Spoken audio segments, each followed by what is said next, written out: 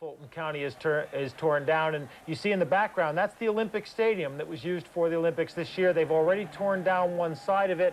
They're reconfiguring it for baseball, and then when the Braves move over into the new stadium, which will be called Ted Turner Stadium, they're going to tear down Fulton County and use it for a parking lot.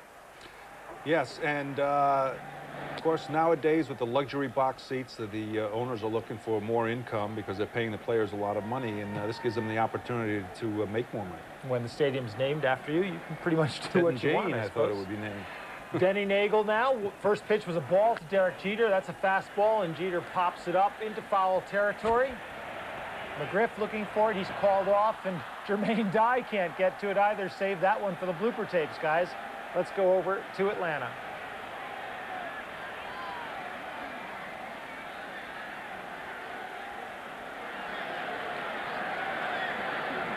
Oops.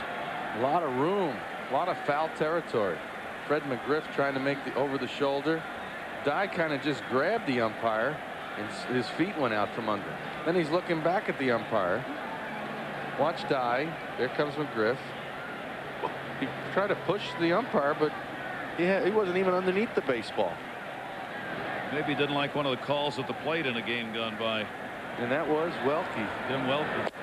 Tim Welke. I'd have banged him in the middle of the back. 1 ball, 2 strike count.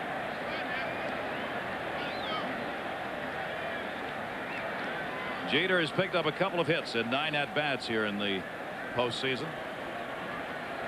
Yankees having a hard time, though, against Nagel.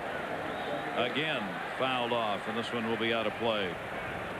The Yankees against Nagel have had just the 2 hits. He's walked 3 while striking out 3. He's had him hitting the ball and out. New York's batting average versus Atlanta in this series right now is 189. Not going to score many runs with that average. Off the fist, tough pitch. It's going to fall in for a base hit. Jeter, inside out swing on that one as the 3rd hit for the Yankees. A leadoff single in the 6th.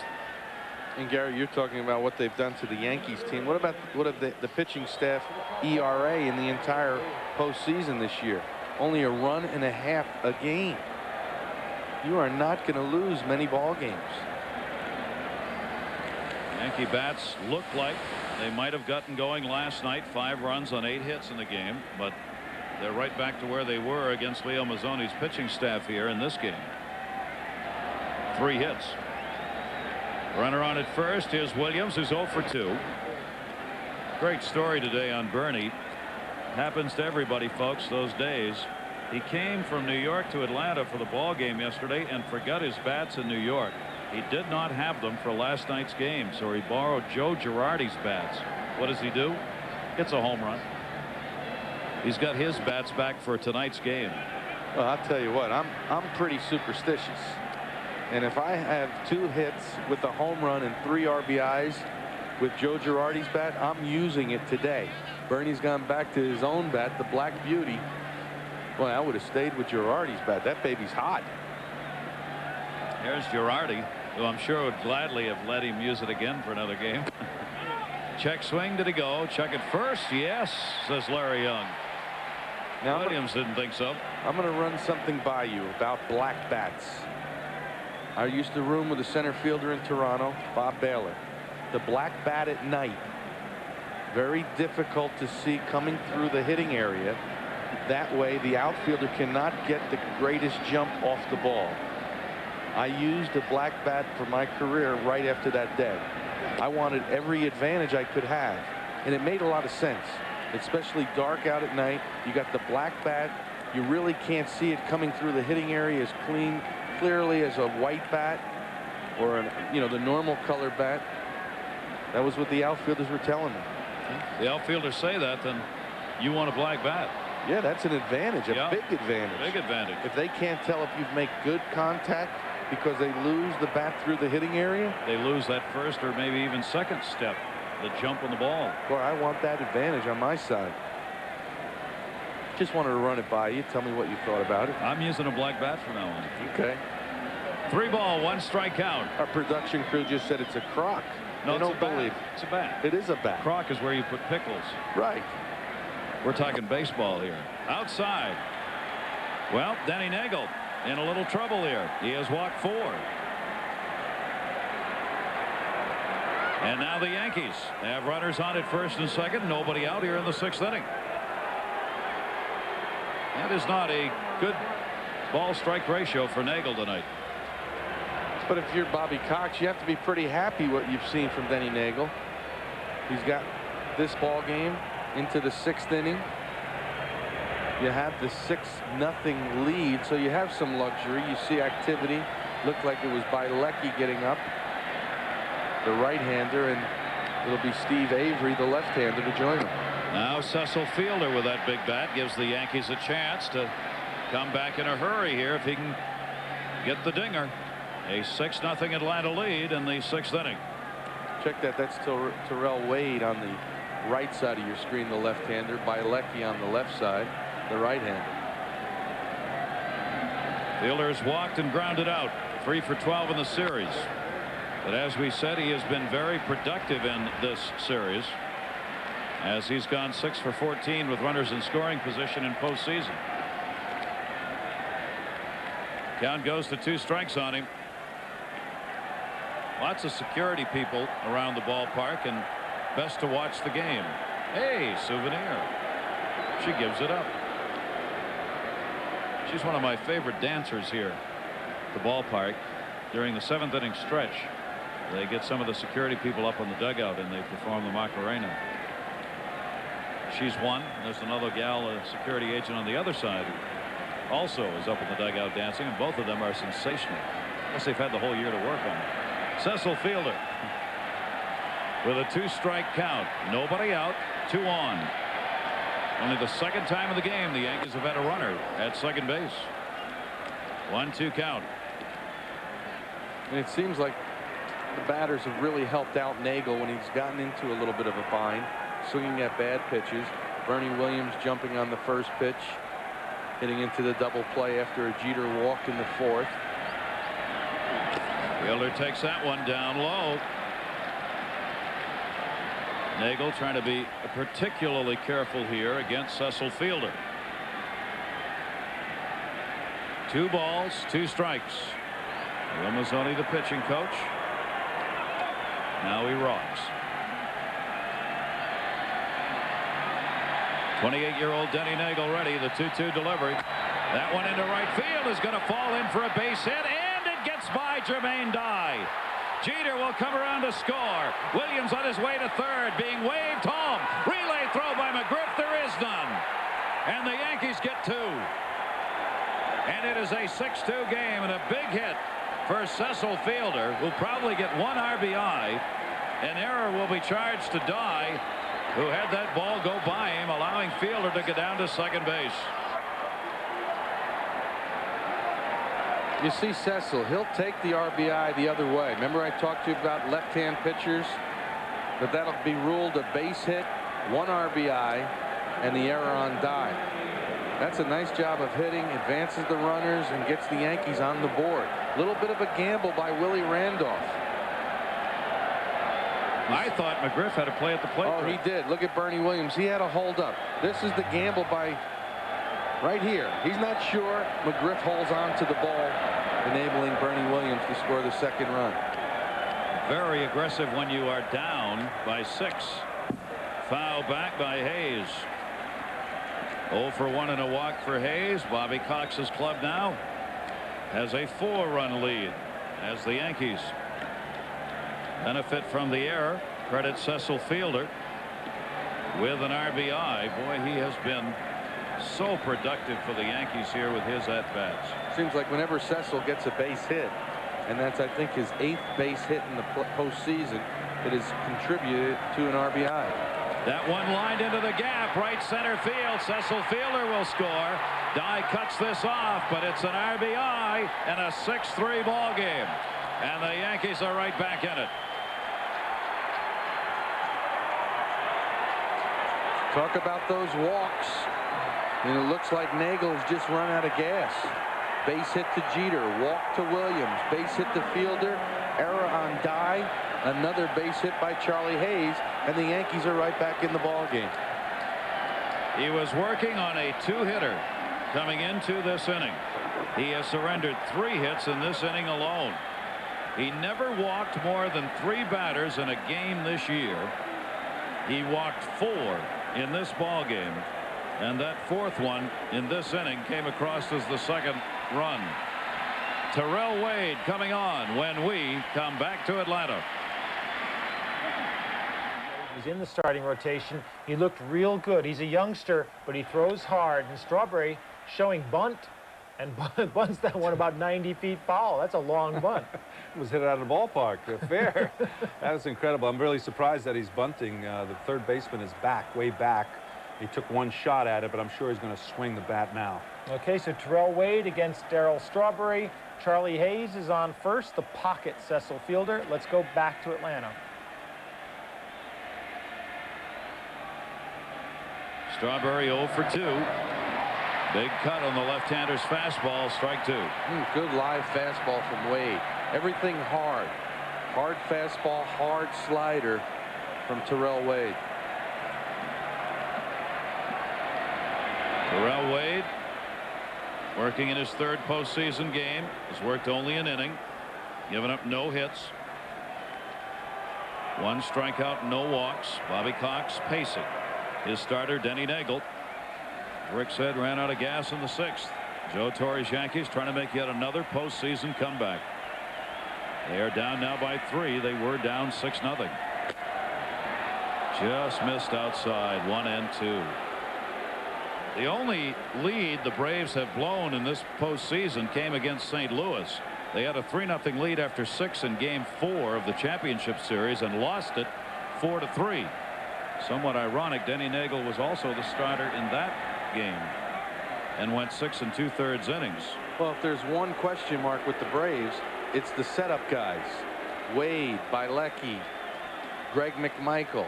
There's no question about their closer in Mark Wohlers. It's getting to Wohlers that has been the problems for the Braves. 1 ball, 2 strike count. Strawberry takes it inside. And we also mentioned, Gary, about the starters. The big 3 get to the 8th inning on an average start. So you don't need setup men. But here you're only in the 6th inning. A long way before Wohlers comes in this ball game. You see Avery now is joined by Bielecki in the bullpen. Strawberry takes it inside again, and the count is 3-2. After Strawberry fell behind on the count 0-2. Yankees, they've been up and moving. It's amazing what a couple of runs will do. All of a sudden, they have a little get up in their stride and a little uneasiness in the Braves dugout. Bobby Cox. 3-2 count. Runner not going, and he walked him.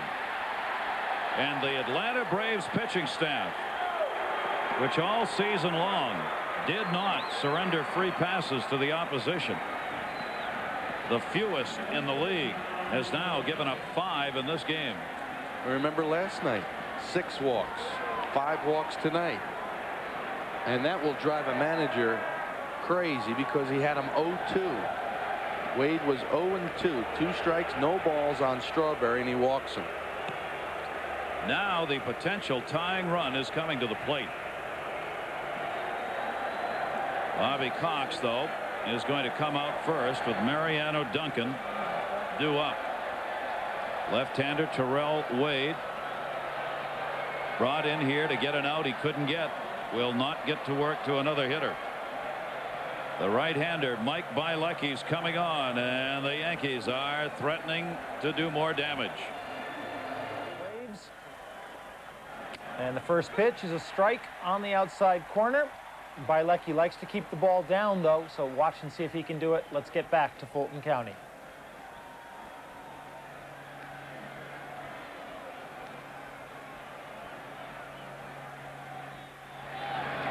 Big opportunity for the Yankees to keep this going.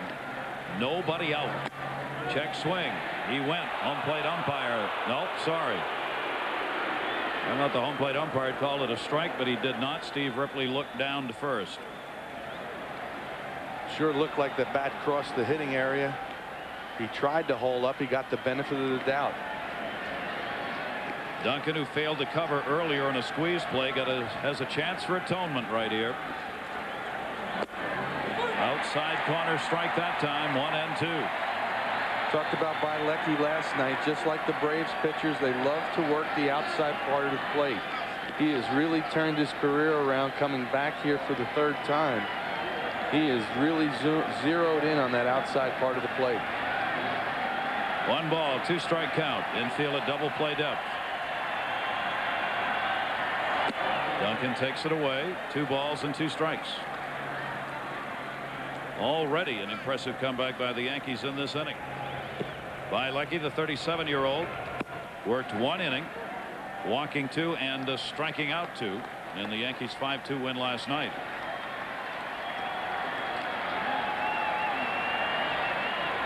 Two-two delivered. Duncan swings through the heat. 1 down. Huge out for Bielecki, and again a fastball on the outside part of the plate. It looks like Paul O'Neill's getting his jacket off.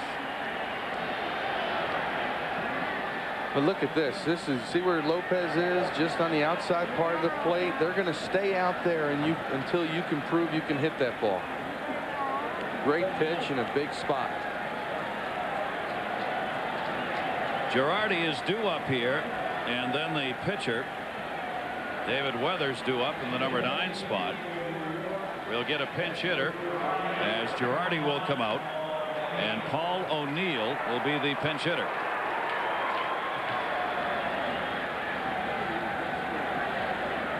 The wheels are turning as the 2 managers digesting the information yet one more time they have in the books, and then making that gut decision on what do you want to do. You'll see if Bobby Cox will stay with Bielecki, the right-hander, against O'Neill, or will he bring in Avery to pitch to O'Neill. One little thing here with O'Neill coming up, he does hit into a lot of double plays. A little surprised that he was brought up in this situation rather than maybe Tino Martinez. Well, Paul O'Neill has had that hamstring problem, which has kept him out and kept him down really offensively. Will come on to face Bielecki.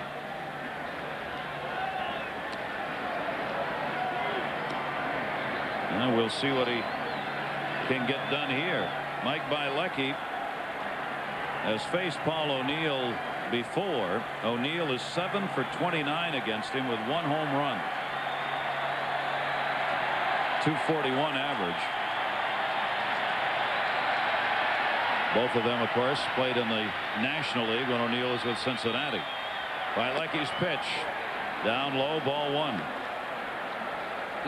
And you don't want to make a mistake to a left-hand hitter down and in. And that's just where Bielecki's first pitch was. That is their happy zone. They very rarely miss it if they swing at it. Paul O'Neill, the pinch hitter. Tonight, 1 for 1 pinch hitting for the Yankees as Soho had a hit. Fouled off down the line. A 1 ball, 1 strike count on O'Neill. 2 on, 1 out. Yankees have scored 3 here in the 6th inning, cutting a lead that was 6-0 to 6-3.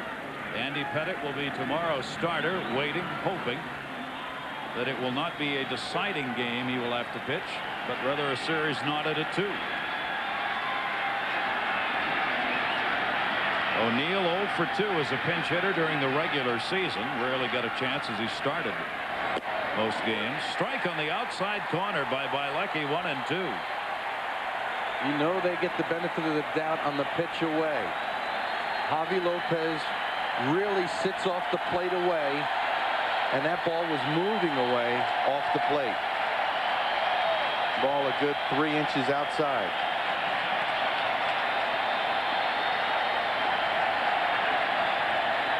One ball, 2 strikes.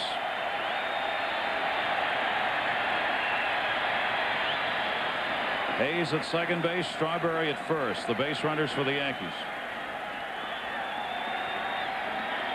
Hayes, the responsibility of starter Denny Nagel, and discussion before this pitch is thrown. I like this because they don't want to make a mistake in this situation. Bielecki was ready to go, and then he says, come on out here, let's talk about it. I have a feeling on this situation it might be over location. Bielecki may want to go fastball in. Lopez is thinking fastball away. So instead of throwing the pitch, they came out and talked about it. Remember, Gary, we had this discussion in Baltimore with Bernie Williams up. The young catcher didn't go out. They wound up getting burned by it. Well, let's see what they've agreed on. 1-2. 2 balls, 2 strikes, missed down low. Looked like they tried to go back to the fastball away and just missed down in the strike zone.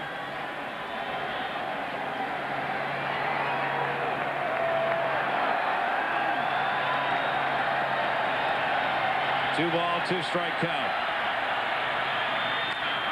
Fouled off by O'Neill. Battles away here against Mike Bielecki. Well, that's not a good swing by O'Neill. That's a fastball down the middle of the plate, and he just gets beat badly. That's why I question why O'Neill is in this situation. A guy that hits it. Look at this. This is a ball right down the middle of the plate, and he gets beat. He's playing on one leg, and that's why I don't understand he's batting in this situation. 2 balls, 2 strikes, 2 on, 1 down. Strike 3 called, and he knew it. Bielecki has come on and struck out 2. You could just tell by those swings at pitches down the middle of the plate, O'Neill had no chance. I mean, he just takes this pitch after he just gets beat. Look at that. Fastball down the middle, fought it off. Takes it away. Didn't even offer it the ball down. Look at that. Right down the middle, and he hits it over third base dugout. Now it'll be, it looks like Tino Martinez in this situation against Bielecki. Tino Martinez will be hitting for David Weathers, the pitcher. Now there are 2 down. Runners on at first and second base. Yankees looking for a huge 2-out hit right here. Bielecki to Martinez, misses down low for a ball. And we talked about Martinez. He's been taken out of the Yankee lineup because he is not producing. No RBIs in the postseason in '96. The guy that had 117. All will be forgotten if he gets a base hit in this situation. He's 2 for 11 in the postseason with runners in scoring position. No RBIs, though. Fouled off weakly outside of first, 1-1. In every game, there's a turning point. Yankees were completely outplayed in this ball game. 6-0 down. They had first and second, nobody out with Duncan the hitter. That's the big at bat in this inning. He strikes out. He doesn't advance the runners, and then O'Neill goes down looking. Martinez is 0 for 3 against Bielecki in his career. 1 ball, 1 strike count. Tino Martinez. 1-2. Can Bielecki strike out the side? Well, we don't have the gun reading, but the way the Yankee hitters are approaching him, it looks like he's throwing 120 miles an hour because the Yankee lefties have been behind everything. And we just heard it was 92 miles an hour. He has not thrown anything but fastballs and an occasional split finger. I know it's tough. You sit on the bench, you're watching for 6 innings, and then you're called in on a World Series game.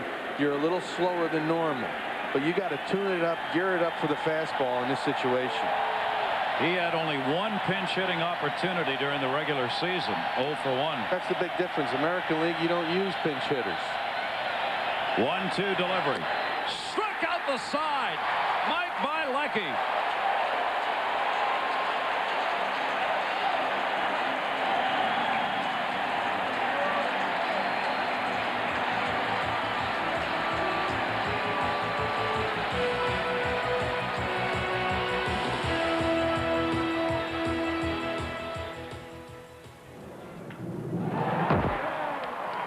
Pinch hitters, but Bielecki just did a great job.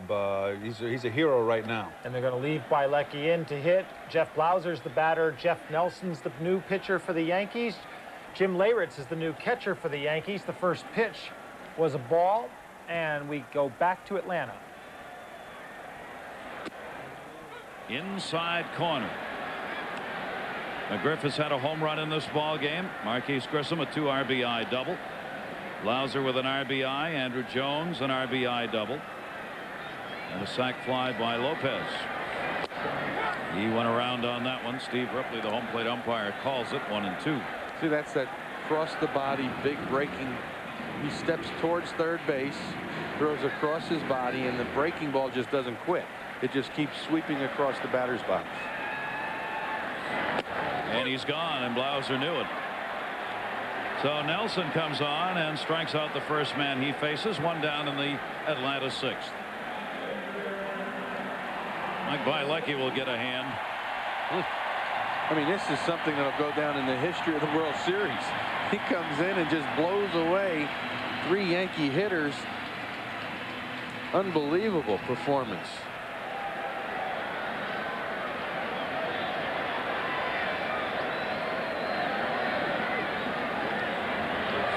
And the pitch is outside. Third time around for Mike Bielecki. He was here in 91, 92, again in 94 with Atlanta. Second time he's been to postseason. Made a couple of starts for the Chicago Cubs against the Giants in the '89 championship series. 37 years old. We've mentioned in last night when he came on how he's bounced around, but amazing that he's still throwing the ball up at 90+ miles an hour. And the way the Yankee hitters attacked him, it looked like it was a lot harder. Hides the ball well as a pitcher. Gets on you in a hurry. Bielecki getting an at-bat here, and he takes that pitch outside. Nelson, where was that, well, he says. That's the one where, as a catcher, you got to just tap the home plate umpire and say, okay, breaking ball is coming. Because that came right down the middle of the plate, was called a ball. Bielecki went 1 for 10 as a hitter during the regular season. Wow, pretty close. 3-1 though.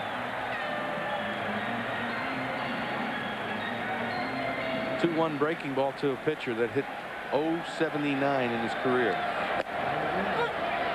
This game is getting too complicated for me. It doesn't make any sense. 2-1 breaking ball to a pitcher in his career that's hitting .079. And that's all he needed to do was throw heat, and he got him. So he strikes out the first 2, and there are 2 down here. Let's go back to the last inning. It was Duncan on a fastball away. Strike 3. O'Neill looking on a fastball away. Martinez didn't have a good swing. Not one Yankee hitter had a good swing at a 37-year-old pitcher, Mike Bielecki. He's pumped. What a huge performance in World Series. I'm telling you, that'll go down all time. Tying run at the plate. Nobody out when he came on. 2 base runners on, and they stayed there. So he got the job done. Nelson has struck out 2, and here's Marquise Grissom, the leadoff batter. His 2 RBIs came in the 2nd inning when he picked up a double. He's hit successfully now in all 10 World Series games he's appeared in, and he's having a great World Series in this one. Foul back. 8 hits now and 17 at-bats against the New York Yankees. And last year he had 25 hits in the postseason. That set a new all-time record. Broke the record of 24 by Marty Barrett, who did it in 1986 postseason. I played with Grissom in Montreal in '92, and he was a young player. He has really come full circle. He's completely developed, matured. He plays the shallowest center field of anybody in baseball, and he just gets better each year. It is great fun to watch. Did he go? No. Larry Young at first. Marquise Grissom, just 29 years old, 281 career hitter. Held up in time, they say. Jeff Nelson, the 4th Yankee pitcher. And that one to center field. Bernie Williams right there and puts it away. So Nelson comes on and retires the side in order. We have now completed 6 in game 4. Bielecki will come back out. Atlanta has a 6-3 lead. An extra hitter on the bench, and the Yankees had 3 good left-handed hitters, and we didn't see Wade Boggs. That's very true, and they have a few more left on the bench. And but this game is going to go down to the relief pitchers. It'll go right down. It's only a 3-run game right now, and the Yankees still in it, but I think it's going to come down to the relief pitchers. And Mike Bielecki, who came in and struck out the side, faces Tim Raines. Raines fouling that one off. That evens the count at 1-1, and let's go back to Atlanta. In the only inning that he worked, coming on in the 6th. Denny Nagel, 5+ innings, pitcher of record, gave up 3 runs, 2 earned on 5 hits, walked 4, struck out 3. Terrell Wade gave up a walk, no part of an inning, and now Bielecki. Tim Raines getting out of the way on that one, and a 1-ball, 2-strike count on him.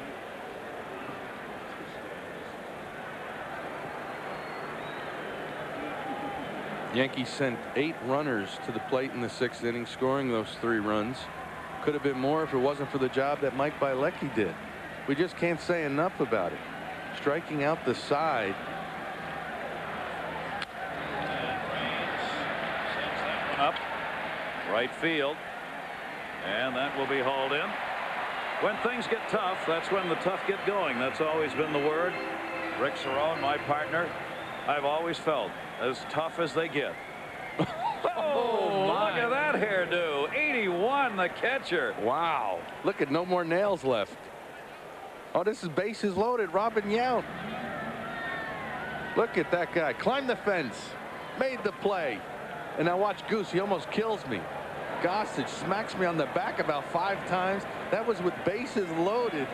And Robin Yount, the hitter. I like that. I like the hair. Boy, the hair was in style back It was well done. No, it was very nice. It was very, very well done. What was I doing? Chewing at my nails. Holy mackerel. That's what the playoffs are all about. Climbed that fence, didn't you? Boy. Derek Jeter. 1 down, nobody on. Jeter a single his last time up, struck out and walked. My guess is you can remember that play as though it was about 2 minutes ago. It was a slider from Gossage, and I think he only threw 3 sliders in 3 years that I caught him. I love that. Tell the other story. Who was the pitcher you went out to and insisted on the fastballs? Oh, Ron Guidry. Yeah, Gator. Yeah. I told Ron Guidry one day, we're going all fastballs. Do whatever you have to do, because he didn't believe in his fastball. And we wound up going against the Detroit Tigers. He threw the entire 9 innings, all fastballs. He had a 3-hit shutout going. Finally, the last batter, I said, okay, runner on third base. Let's go to a slider. He strikes out Chet Lemon to end the game. And has loved you forever after. Well, you know, sometimes you just have to convince pitchers that their fastball is their best pitch. Guidry, a guy that threw 95 miles an hour, really only needed 1 pitch, just control of the fastball. You see the Braves pitcher, you see Bielecki, he's using fastballs to get the Yankee hitters out. Believes in it. Yes. 2-ball, 2-strike count, 1 away. Jeter waiting, takes it away. That's interesting. We were talking about that. You did not give a sign in that game, right? No signs. Can you imagine that? No Going through a sign. whole game with a catcher never gives a signal. No Just sign. all fastballs. That's it. Keep it coming.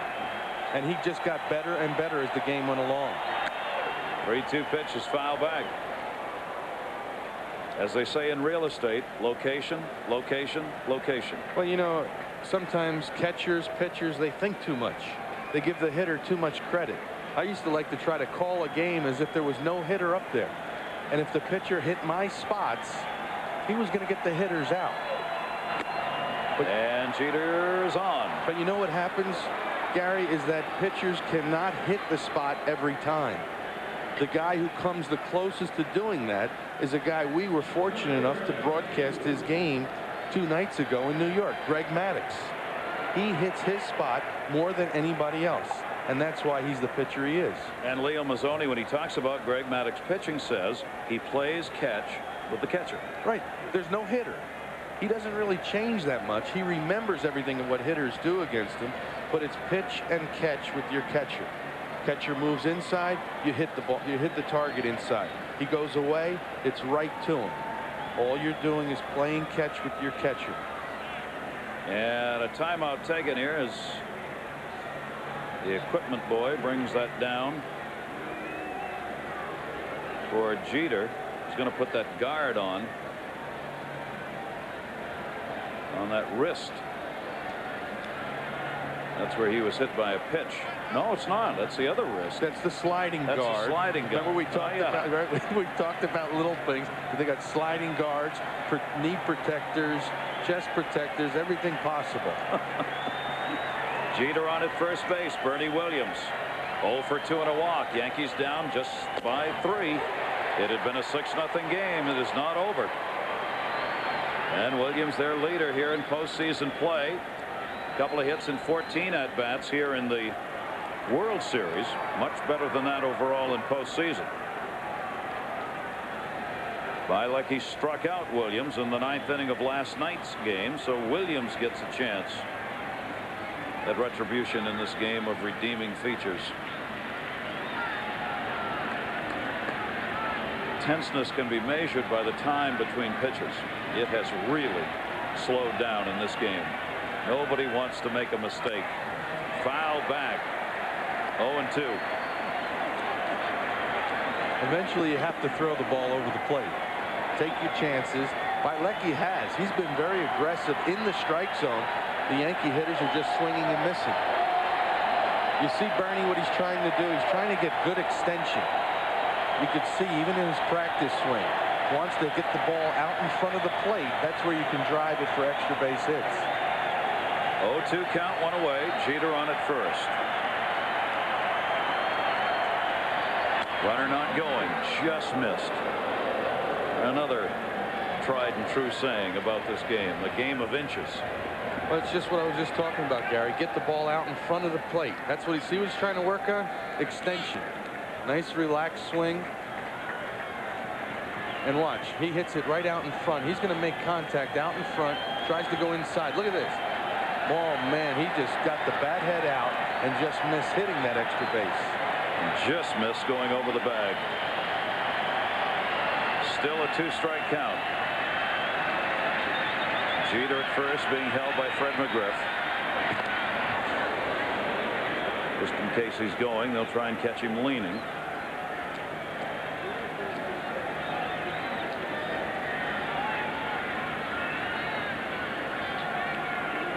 Bobby Cox. This is a very tense time here. For the Braves, a chance to go up 3-1 would give them a chance to wrap the World Series up tomorrow night. Yankees win would guarantee them at least one more game in New York. Braves up 6-3.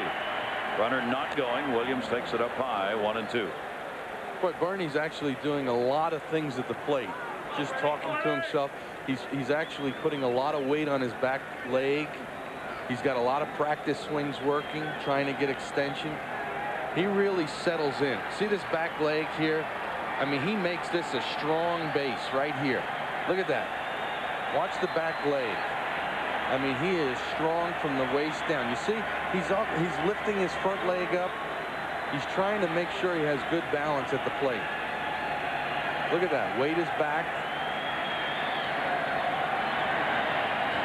1-2 the count on him. Stays alive on the fastball. Fouls back into the screen here. Still 1-2. And he had a good swing at that ball. Let's see if we can see him from the side. See the strong base? Look at right here. He's got the real strong base. Watch the bat. Here's the bat. It's going to get right to this hitting area. See it? He's getting it out in front, and he very rarely misses those pitches. He's had good swings at Bielecki. That will send the catcher Javi Lopez out to talk with Bielecki on what they want to throw here, because Williams on the last 2 fastballs has almost done big damage. Right. They're saying, okay, we are getting lucky with those couple of fastballs. Now, there's a couple of things you could do. You go to the changeup, or you go to a fastball out of the hitting area up in the strike zone. Gave the sign for a fastball away. Got him. Up and out. And the 4th strikeout for Bielecki. Remember the good swings Bernie had at the ball down. I said there was 2 options there, up and away or the changeup. And I forgot last night Bernie hit the home run on a changeup. So you know that's still fresh in Lopez's mind. He got him out on a high fastball. See, this ball's going to be up in this area out of the strike zone. See, he moves out eye level and by you. And there are 2 down. Jeter still on at first base. Cecil Fielder takes the slider away. Fielder has reached home, scoring in the 6th inning after he singled, and advanced to second on an error by Dye and Wright. Here's Bernie Williams, who wanted that at bat to get that potential tying run on base with Cecil Fielder coming up, and that one to left field. Jones has it. No runs, no hits, a base runner left on. 7th inning stretch time in Atlanta. Game 4 of the 1996 World Series. Braves lead at 6-3.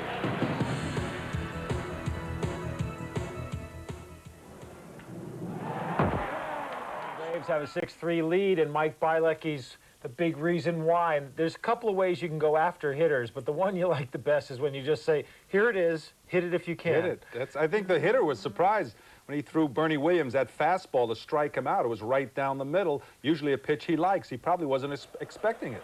So Nelson's still pitching for the Yankees. Mark Lemke's the first batter for Atlanta. Lemke fouls the ball off for a strike. And we'll go back to Atlanta. 1.2 ERA.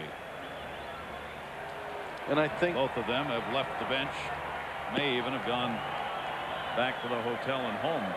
Watch it on TV. Yeah, get some rest. Smoltz, I think he's even trying to become the first pitcher ever to win 5 games in the postseason. I don't think that's ever been done before. And it could be a way to close out this stadium for the fans in Atlanta. That'd be something. Mark Waller's in the bullpen. Was warming up. He's ready if needed. Lemke takes the pitch outside from Jeff Nelson, the 4th Yankee pitcher. Mark Lemke's got an 0 for 3 in the ball game. May not get another chance to keep his 12-game postseason hit streak alive.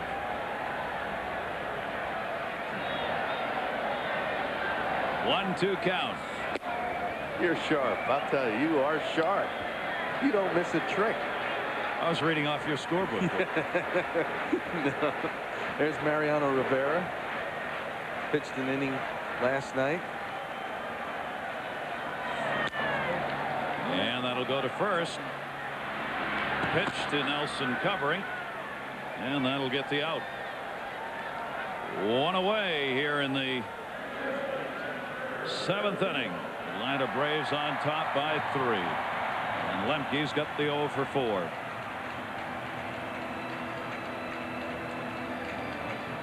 Chipper Jones has been important in this game for the Atlanta Braves. A couple of good defensive plays by him, and he has walked and scored, singled and scored, and grounded out. 1 for 2 officially.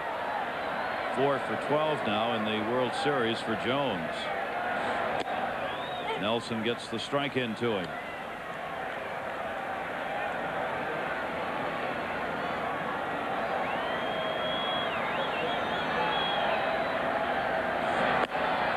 Outside corner pitch, and it's quickly a 2-strike count.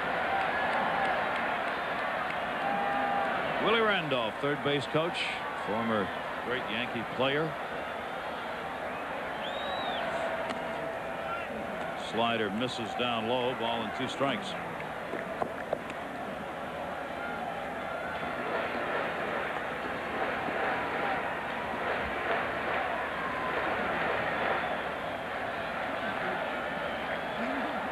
And we talked about Bernie Williams loading up on the backside. Chipper very similar. Second base again. And that'll be the 2nd out of the inning. So Gary, that's what's amazing about hitting. All the different stances. See, he's got his weight right here. Good base. But watch, he only takes a real small stride with that front foot. If you let it roll, watch, he very small stride, picks his front foot up, puts it down, and gets through the ball. That one he just happened to hit on the ground. But you can start any way you want. Remember Carl Yastrzemski had it way over his head. You can put the bat anywhere you want. Eventually you're going to get to the same hitting area. That's why Rod Carew, real funky stance. But all good hitters get the bat to this hitting position right in there. That's where they load it up. They really sit down, load it up in that launching position, and drive with your legs. Everybody thinks you hit with your upper body. You really hit with the bottom part of your body. Ted Williams always talking about that in hitting, that the hips, the legs. So important. When you open. McGriff fouls that one off outside of first. 2 down, nobody on. McGriff with the 2 for 2 and an intentional pass. See, the thing you try not to do is open up too soon. And there's a couple of ways you open up too soon. See, you keep that front shoulder. That time it pulled off a little bit. Actually, McGriff has had a lot better swings with left-handed pitchers because he stayed so close. Against the right-hander, he tends to kind of want to leak a little bit and pull off the ball. Another one down in the dirt, gets by. 2 balls and 2 strikes on McGriff. Nelson on here after retiring the side in order in the 6th inning. Atlanta Braves with a 6-3 lead in this game. They have gotten the job done here so far tonight. Yankees back in the 6th inning with their 3 runs, 2 earned to cut the lead in half. Outside corner, not quite. 3-2.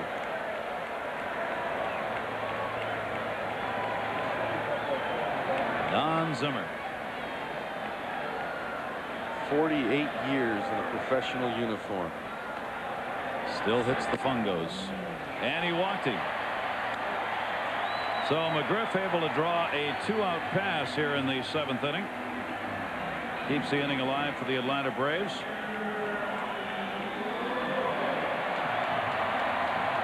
Look at that. Only Brooklyn Dodgers still in uniform.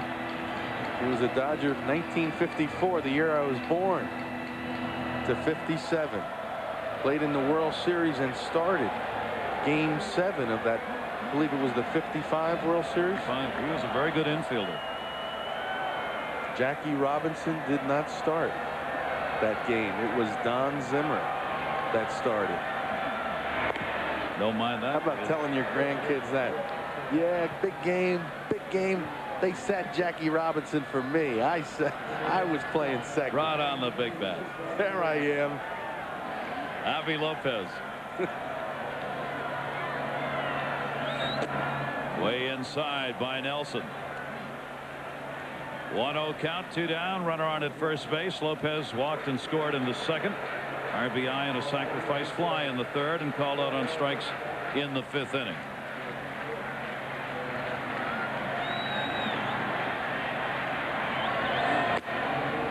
Went back outside to a miss, 2-0. Sometimes a catcher will sit inside like Leyritz did that time, and when he has to reach for the ball, the umpire will call it a ball, even though it might catch the plate. Because a lot of times umpires will react to the catcher. They set up behind the catcher, and if it catches it in the middle of his body, it's a strike. Nelson struggling here to stay consistent in the strike zone, is now 3-0.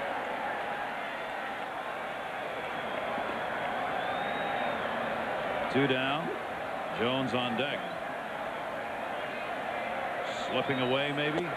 Outside corner strike, 3-1. Tough league. 3-1 breaking ball. 3-0 breaking ball. You know this is a tough league. Bobby Cox all night long, back and forth in that dugout. Jammed him. A high chopper. Late start out of the box. Nelson will put the tag on. Lopez didn't know where the ball had gone. Man, why don't they dance? I thought there'd be a little contact there. Not in the Millionaires Club. Nelson makes the play. Braves still up.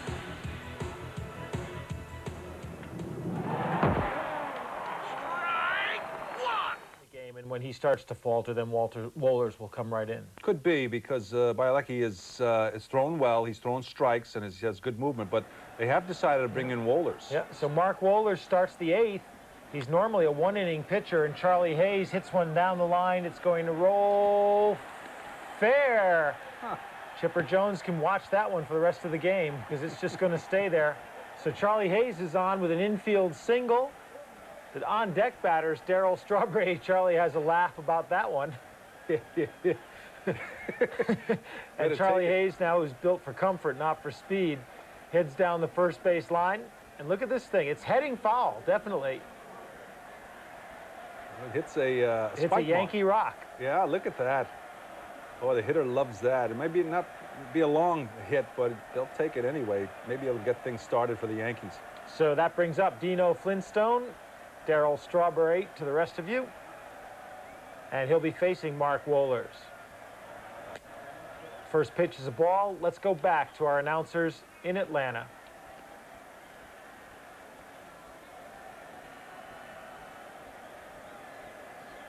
Foul if you can get it to roll. Rafael Belliard has come on to play shortstop, a defensive move here. And there's Eddie Perez, who's doing the catching. He's going to bat ninth in a double switch.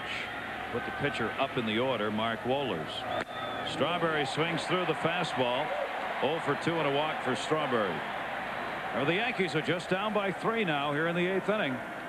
They get another man on, they can get that potential tying run to the plate again. It is not over. How important is this ball game for the Braves? They have Wohlers in the 8th inning, not just the 9th inning to close it out. 1-1 the count, and Strawberry's got that base hit. Jones over to get it, and the Yankees in the 8th inning have 2 on and nobody out. And the man wearing the goat horns is coming up to the plate. Mariano Duncan didn't feel on the suicide bunt. Cost the Yankees 2 runs. Came up first and second in the 6th inning. Struck out, didn't advance the runner. Definitely wearing the goat horns tonight. Bobby Cox, you saw shaking his head. He's got his ace in there. Yankees threatening again. They have had 8 base runners in the last 2+ innings. First and second, nobody out. A bad swing. Wow, that was the one where, okay, he's going to throw me a fastball and I'm going to be swinging at it. And he throws you the curve or the slider and you miss it by 3 feet. Look at this. He's got his mind made up. He's going to swing. Never even saw it. Great picture there. Never saw the ball with his head. Watch his head. Never sees it. You can't hit what you can't see. Mark Wohlers in dangerous territory right here for the Braves. Fastball hit towards short. Belliard, for defensive purposes, bobbles it, but gets the out. The force out at second base on Strawberry, so there'll be no error. 1 down and runners at first and third. That was a tailor-made double play. Belliard very rarely makes an error. Look at this. Routine double play. Ball jumps up, never gets leather on.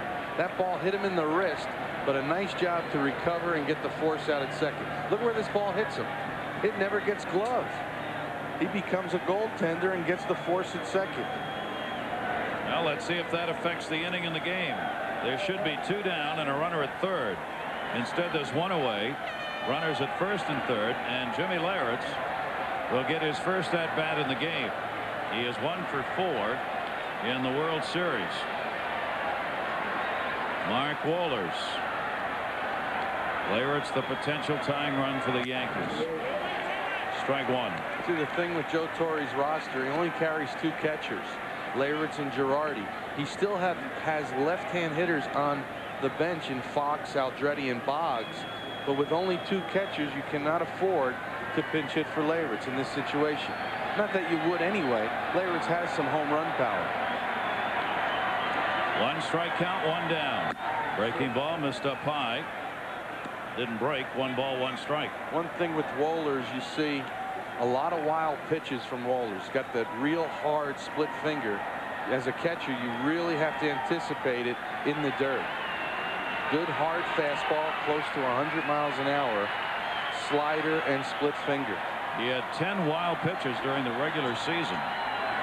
And he almost throws that one away. Well, he is not finishing the breaking ball off at all. Flying wide open. Remember we talked about hitters when they pull their front side? It's the exact same thing with pitching. If you don't drive your front shoulder towards the target, you're not going to be able to throw strikes. Watch his front shoulder. It's going to fly open. Right there, it flies open, and he just throws a little frisbee up there as a breaking ball. Fielders appeared in game 2. Came on and retired the side in the 9th inning, striking out the side. Williams, Martinez, and O'Neill, the people he struck out in that appearance. Jimmy Leyritz with a 2-2 count. Runners at first and third, 1 down. Take what they're going to give you. They're going to give you a run. Try to get at least one in this situation. Fly ball, ground ball where it doesn't turn into a double play. At least you get another run on the board. Grounded down to third, foul. It'll hold the count at 2 balls and 2 strikes on Leyritz. I'll tell you, I give Eddie Perez a lot of credit behind the plate. Wohlers was struggling with his breaking ball, but he still came back to it. I like that. Don't give up on a pitch, because all of a sudden the pitcher will get it all together and throw a real good slider. And you see him with a clenched fist. Come on. Pump him up. That's it. That's part of the catcher's responsibility. 51,881 on hand here. Standing. 2-2 pitch. Hit in the air. Deep left field. Playing back. Andrew Jones at the wall. Looking. Goodbye. Home run. Tie game. Jimmy Leyritz has tied this game up on a 3-run homer.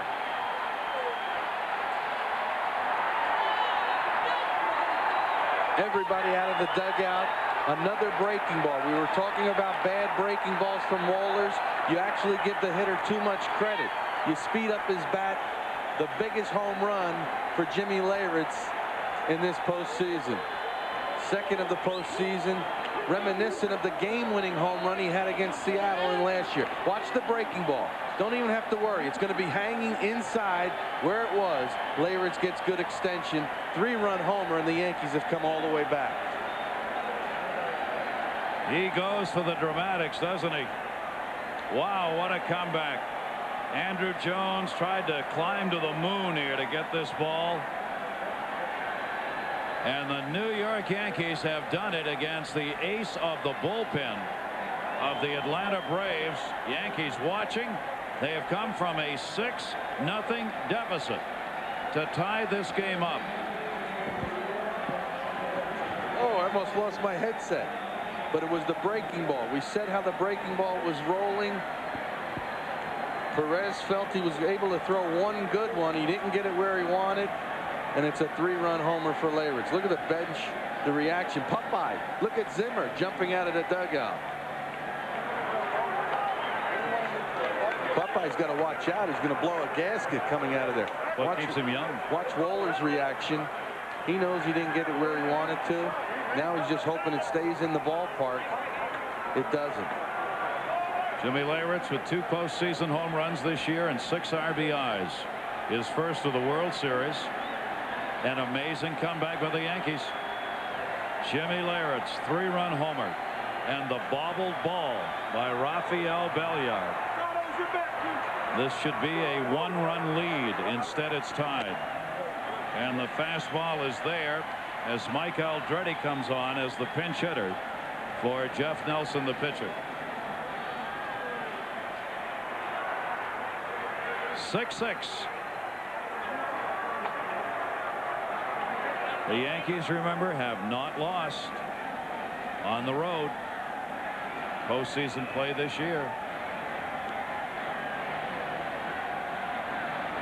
The Yankees have never come back from a 6-0 deficit in postseason play.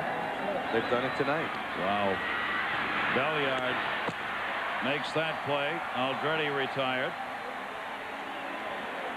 And there are 2 down here in the 8th inning.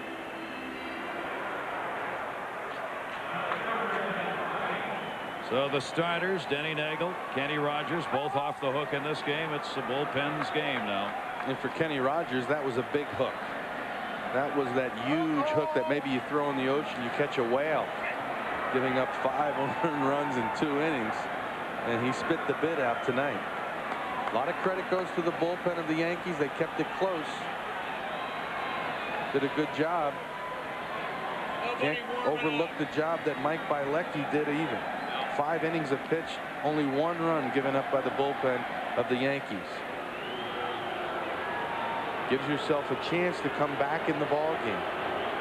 Tim Raines with something in his eye here being cleaned out as he's coming to the plate with 2 down and nobody on. Well, Mark Wohlers generally does not come into a ball game until the 9th inning. But here Bobby Cox with the team up 6-3 and hurting in the middle without really anybody else he wants to bring in to hold the game, decides to go with his stopper. Yeah, the only thing you would question is why was Bielecki taken out of this ball game? He was unhittable to 2 innings. You know he wasn't tired. Base is empty, 2 down, grounded to second. Bielecki makes the throw and gets it. Raines retired. But the New York Yankees have come up with 3 runs on 3 hits. The 3-run homer by that man Jimmy Leyritz off Mark Wohlers has tied this game up. Tied up indeed. Jim Leyritz with the blast. We said, why take out Bielecki at the beginning of the inning when we saw Wohlers come in? You know, he's still playing good. If he starts pitching and makes a mistake, then bring him in. Yeah, you would. Why would you want to take Bielecki out? You're right. This ball was still moving. He struck out an outstanding hitter in Bernie Williams. You let him go until he gets in trouble. But it almost was like a little panic move by Bobby Cox, the manager of the Atlanta team, because Wohlers only goes 1 inning most of the time. And now the first batter against Wohlers was Charlie Hayes, and he hit this little roller that looked like it was going foul, but the gods were smiling on the Yankees, I think. Great for the Yankees right here. It took that little hop towards the right and is a fair ball. He gets a base hit out of it.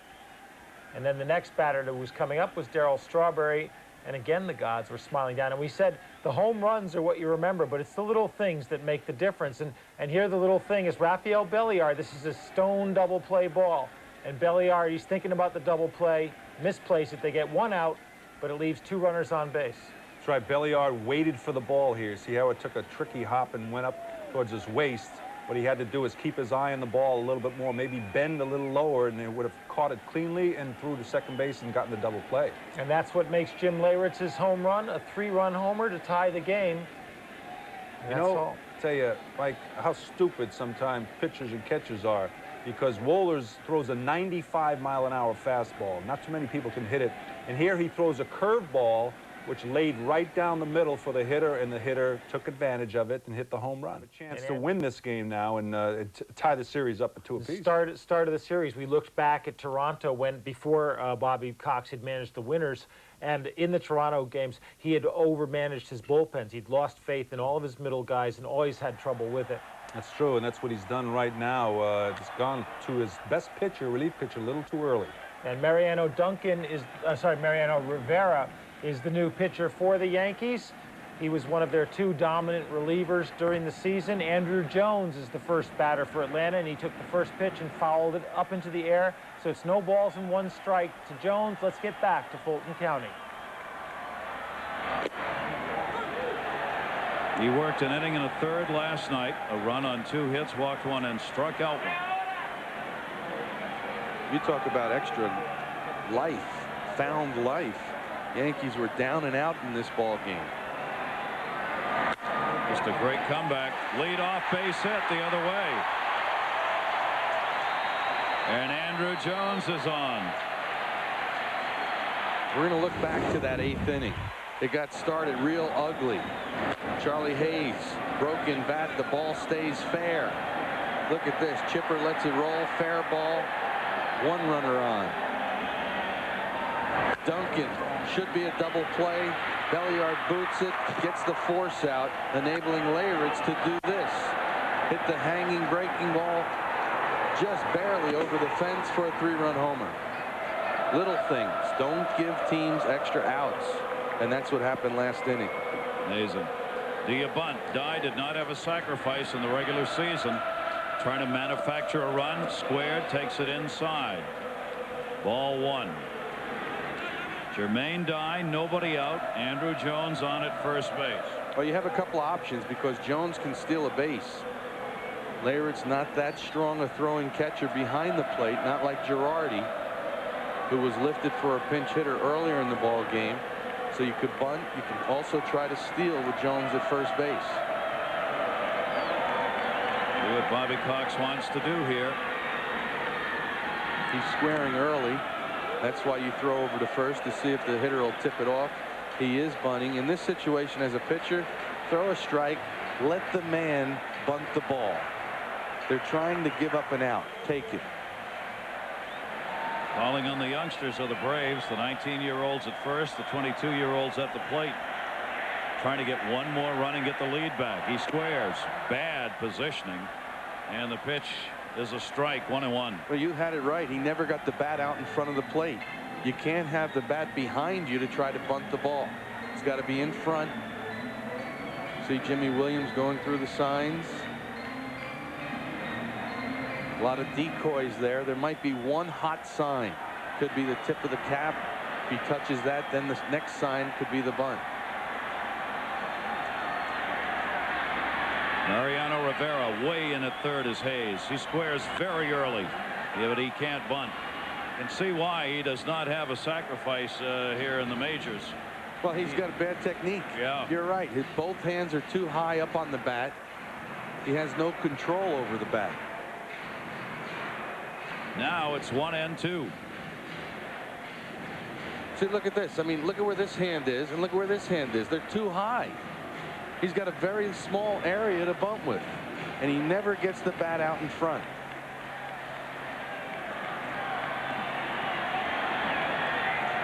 Signs by Mel Stottlemyre to the catcher, Jimmy Leyritz. Still in at third is Hayes, not as far. Now he's charging, and it's taken inside. He had the bunt sign with a 1-2 count, 2-2. And actually, with Dive moving and Leyritz moving, cost Rivera a strike. It looked like it was a good pitch on the plate, was called a ball. That'll happen sometimes. The umpire actually gets blocked out by the batter moving and the catcher coming up to try to anticipate the bunt. You still have to stay down if you're the catcher. Bottom of the 8th inning. 2-2 count again. Again he squares. This time he gets it down. Rivera looks to second, goes to first. Duncan covering. I am mighty surprised he was able to get that done, but he did. And a tough call and a gutsy call by Bobby Cox. Look at his hands are almost together. He gets away with it and gets the job done under a tough situation with 2 strikes. Runner at second base, 1 away. Looks like Louis Polonia will be the pinch hitter. And the Braves pinch hitter this year in postseason are hitless in their last 20 at bats. The longest streak in postseason history. The old record was 0 for 18 by the White Sox pinch hitter. And that started in the 1919 World Series. It's going back a long time. Here comes Mel Stottlemyre to discuss situation with the entire infield. Luis Polonia's 0 for 7 as a pinch hitter in postseason. They have the runner at second base, Andrew Jones, good speed. Luis Polonia coming up to try and put the Braves back on top if he can get a base hit. Mike Mordecai has already come out in the on-deck circle to pinch hit in the number 9 spot. Now Polonia is pinch hitting for Rafael Belliard, the shortstop. Well, Gary, actually, I think that's Klesko in the on-deck circle. It is now. It looks like Klesko. Yep. So a lot of wheels turning here, and probably that discussion was, do we pitch to Polonia? Well, that's not even a question. You have to pitch to Polonia. Maybe they just wanted to go over the situation. You don't want to walk Polonia and then have to face Klesko and Grissom, 2 of the best hitters on the Braves staff. Mariano Rivera, runner at second base. Game tied at 6. Ball 1 outside to Luis Polonia, a former New York Yankee. And the one thing, Polonia is a pretty good high ball hitter. He likes to go the other way, and right now Raines is playing very shallow in left field. 0 for 7 in the playoffs for Polonia. That pinch hitting role, that's where all of his at-bats have come from. See the Yankee defense, Raines guarding the line in left field, shallow. Bernie Williams a step or 2 to shade to left center field. All the outfielders are shallow. Swung out and missed, a ball and 2 strikes. if Polonia could get a base hit, there would be a play at the plate by the outfielders. Well, the one thing, the Yankee outfielders don't have strong throwing arms. Raines, no arm. Bernie Williams, decent, better than before. Strawberry takes a long time to get rid of it. 1-2 delivery. He's not going to have that chance. Rivera just blows the heat by him, and there are 2 down. And now you're right, Klesko's going back in the dugout. That was almost like a decoy move. Go up there, and Eddie Perez will come up to hit. Eddie Perez is the catcher, and he is batting in that number 9 spot when they made the change. So Perez batting here where he was scheduled to hit anyway. See, the other thing too, you might want a pinch hit for Perez, but you have a rookie catcher, and Bobby Cox is carrying 3 catchers. Joe Aralt. Tough situation to put a rookie in his first postseason experience in a tie ball game. In the 9th inning. I think that's part of the thinking, or else you definitely would pinch hit for Perez in this situation. Eddie Perez with a runner on at second base. Game tied, bottom of the 8th inning. Fastball by Rivera's inside, ball 1. 1 hit in the postseason, 1 for 4 for Perez. A single. If he could get that here, he could give the Braves a lead. But Rivera overpowering. He can't get around on that fastball. Fouls it off. 1-1. Gary, remember the talk we had last night about speeding up a hitter's bat? Well, look at this swing. He gets beat by this fastball, almost takes it out of the catcher's glove.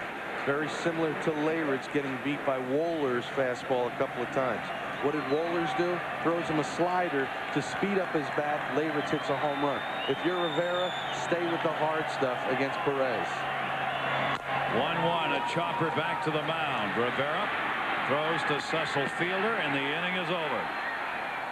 So Eddie Perez grounding out despite a leadoff single by Andrew Jones. No runs. He is left stranded. We go to the 9th inning, tied at 6.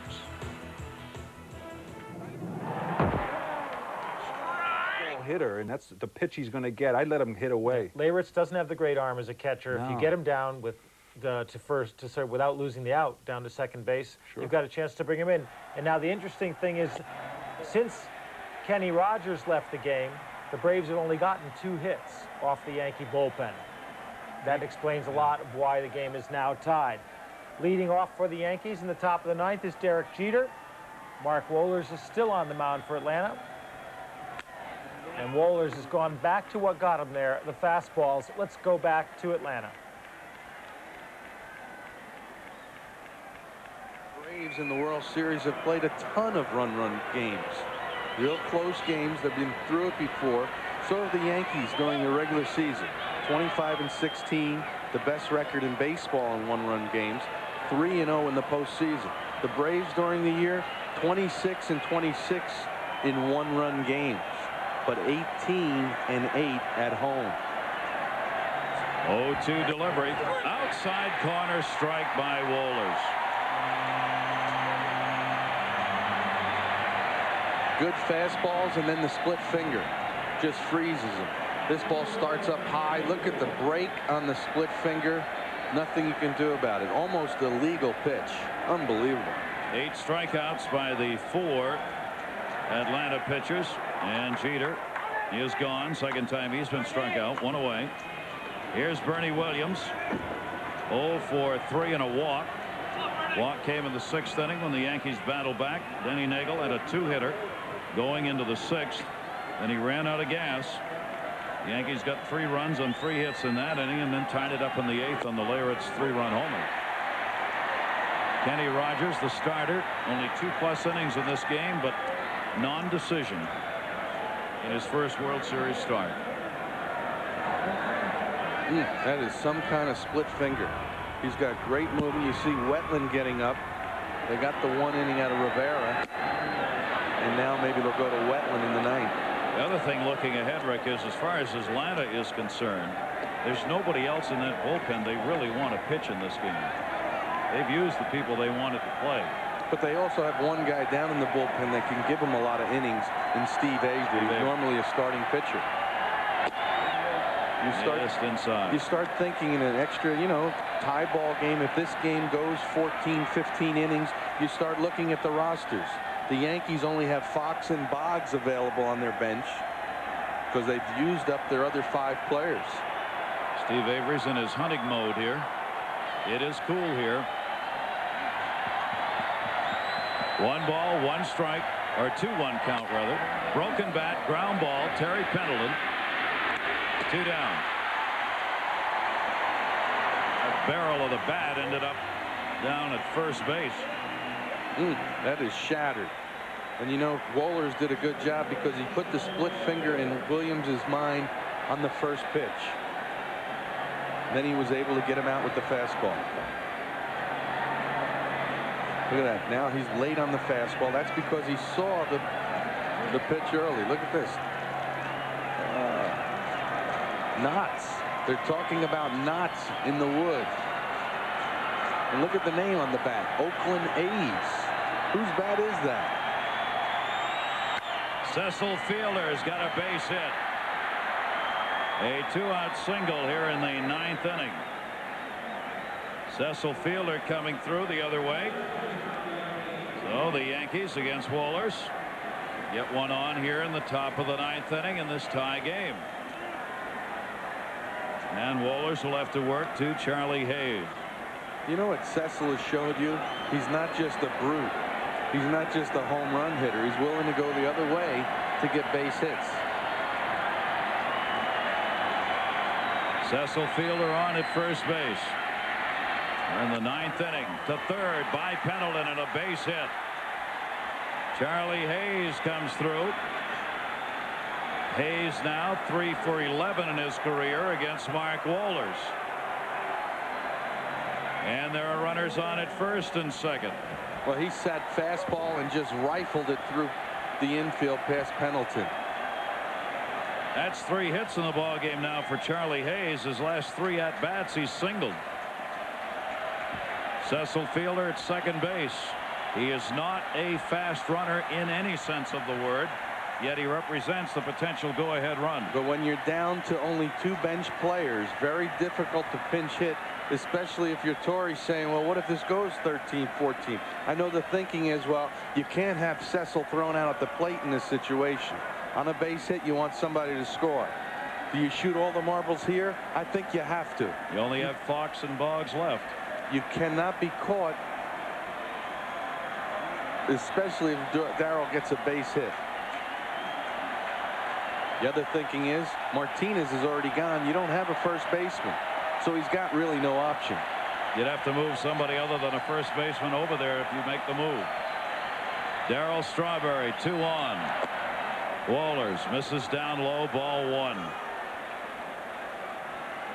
Strawberry has faced Mark Wohlers once, 0 for 1 off him. Yankees trying to take the lead for the first time in this game in the 9th inning. Now we're going to get the move. How about this? Well, now you're going to see who's going to play. I guess Torrey and Zimmer were talking about it for a long time. Boggs might have to go to first base, but you could also use Andy Fox maybe at first base. Steve Avery, like we talk, is warming up in the bullpen now. A lot of things going on, but you're gonna, I mean, this is only the top of the 9th in a tie ball game. So Yankee bench down to 1. Wade Boggs. Get your chairs, and who knows what's going to happen the rest of the way. Fox off second base. 2 down, 1-0 the count. Strawberry, a slow roller. This is trouble. This is a base hit. The bases are loaded. Darryl Strawberry performing a Charlie Hayes. A single down the third baseline, and with 2 down, the Yankees have 3 consecutive singles. Wow, wasn't pretty. You take it. Look at this. I mean, that is looks like a line drive in the box score. Look at it. I mean, you couldn't have laid a ball down there in a better position. You like theater? How beautiful is this? Here's the man whose horns have grown with every at-bat, Mariano Duncan. He's up with a bases loaded 9th inning, 2 down. He's made a mental error in the field that cost them. He's had opportunities at the plate and has not been able to come through with an 0 for 4. 1 for 13 in the World Series. This is a guy that really got them here. Big hit after big hit during the regular season. And a guy that you wouldn't think the pressure would be bothering because he's been to 3 World Series. Top of the 9th inning, 2 down.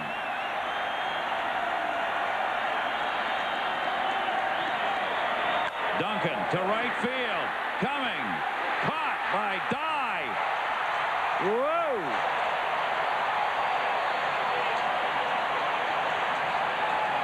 Unbelievable that Dye was playing that shallow on that ball, because if he's playing in his normal position, no way he catches that ball. What a play by Dye. The Atlanta Braves will try and win this in the bottom of the 9th inning. Jermaine Dye just saw his entire life pass before his eyes as he went for that ball. Wins. And if the team in the top of the inning scores, the team still bats in the bottom of the inning and they get their chance to tie. So the suspense can just continue on. That's true, and that's strategies that managers use. The home team who gets up in the bottom of the inning may make a specific move because they know they're going to get one more chance to hit. And now Joe Torre's probably thinking of that lack of pitchers. And even though Mariano Rivera has pitched 2 days in a row, he stays in. And Grissom hits the second pitch, gets under it, pops it up, and Derek Jeter has it in the outfield. So a pop-up to the shortstop. 1 out for the Braves. Let's get back to Atlanta. What Joe Torre has done, Andy Fox, who ran for Cecil Fielder, stays in the game at third base. And Charlie Hayes, who had played third, moves to first. He did not play first base for the Yankees this year. He has played first base before in these type situations, never as a regular. Well, look at the powwow going on with Zimmer, Stottlemyre, Torre. It only has one guy left on the bench, and that's Wade Boggs. And Torre's trying to get an extra inning out of Mariano Rivera. Talked about the 35 pitches thrown last night. Normally when Mariano throws 40, 45 pitches, he's done for a day. But he's trying to get the extra inning out of Rivera tonight. Hoping the Yankees, if he can get this inning, the Yankees could get a run, set up what? Where this game's going right now. Could be a while. Could be a while. Now, you don't have any of your power hitters if you're the Yankees in your lineup. Mark Lemke swings through the fastball. You've lost O'Neill. You lost Martinez. You lost Cecil Fielder. You got Strawberry in there. Straw's still in there. Bobby Cox Steve right Avery, now. the left-hander, would be the guy coming on for the Braves. Up the middle, base hit. Mark Lemke did get another chance, and he's now hit successfully in 13 World Series games.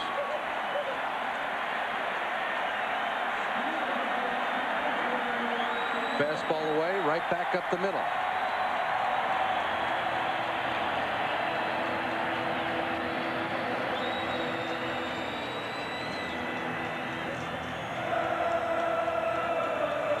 The potential winning run at first base, 1 down. Chipper Jones a single, walked and grounded out twice. Hayes will hold at first. You don't think he's sweating these throws over to first base? Think again. Charlie Hayes over there. Last thing he wants is any kind of a bad throw to first base. First time he's been there all year.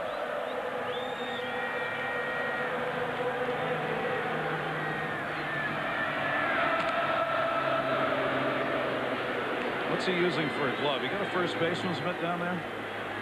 Can't tell. Sometimes, yeah, he's got the big glove, broken in, so you know he's been over there before. 1 down. Chipper Jones.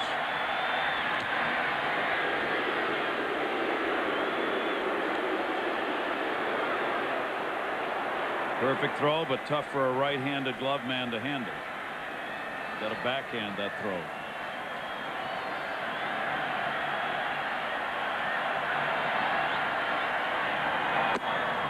Looking up high.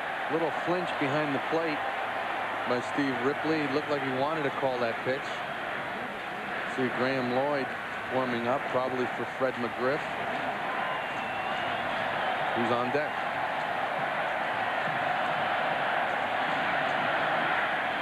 Rivera, 1-0 count. Chipper Jones fouls it off, 1-1. There's McGriff on deck. Great to have you with us here at Fulton County Stadium in Atlanta. A tremendous game here in Game 4. Tied at 6. Braves had a 6-0 lead at one point. A victory by the Braves, and they could end it tomorrow as they would take a 3-1 lead. Yankees win. Series is tied, guaranteeing another game in New York. Jimmy Leyritz, a 3-run homer in the 8th inning, tied this game up for New York. 1-1 up high, 2-1. Torrey's just trying to get an extra little bit out of Mariano Rivera. Trying to get him by this hitter and then maybe bring in Lloyd to face McGriff. Wheels have been turning since the 5th or 6th inning in this ball game. Threw 35 pitches last night. He has thrown 23 so far tonight. The 2-1 pitch, way up high, 3-1. I think he's in trouble. I mentioned, I think last night, 21 wins for the Braves in their last at bat this year. 2 by home runs, 1 by this man, Chipper Jones.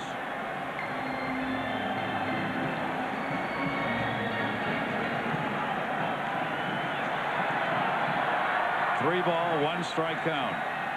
Lemke off first base. 1 away. And he walked him.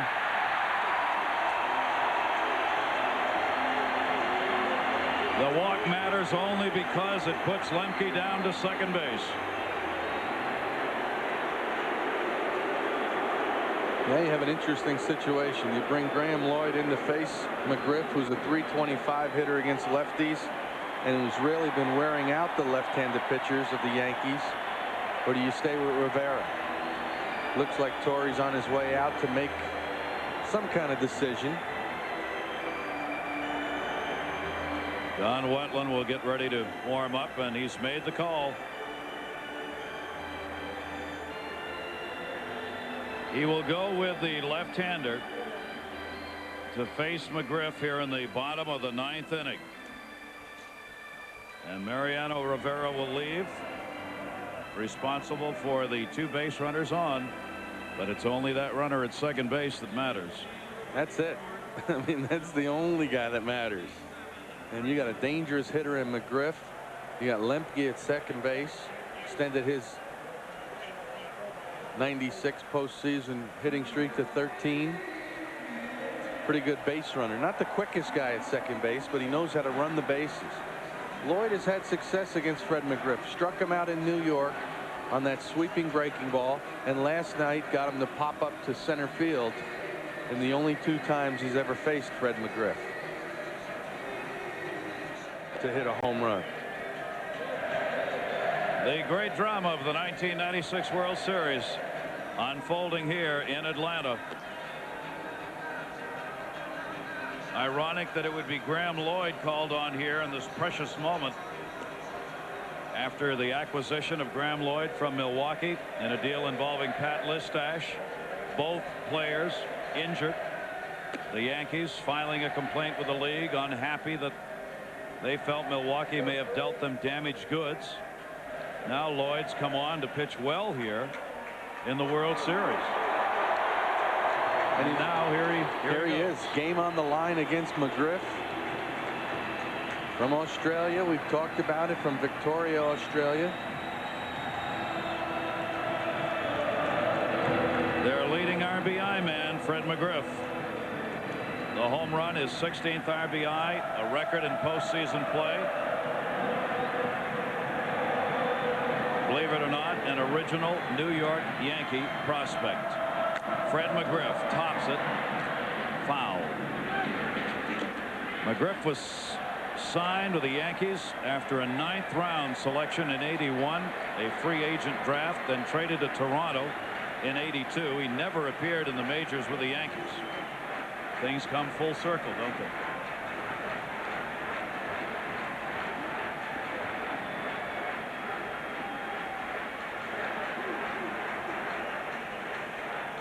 McGriff also was in hot pursuit this winter as a free agent. Two of the guys that have been hammering the Yankees, Maddox, almost a Yankee, Fred McGriff, almost a Yankee. 1 ball, 1 strike. Mark Lemke, the runner at second base. The potential winning run in this game. The infield will play in halfway on the left side. They'll stay back on the right.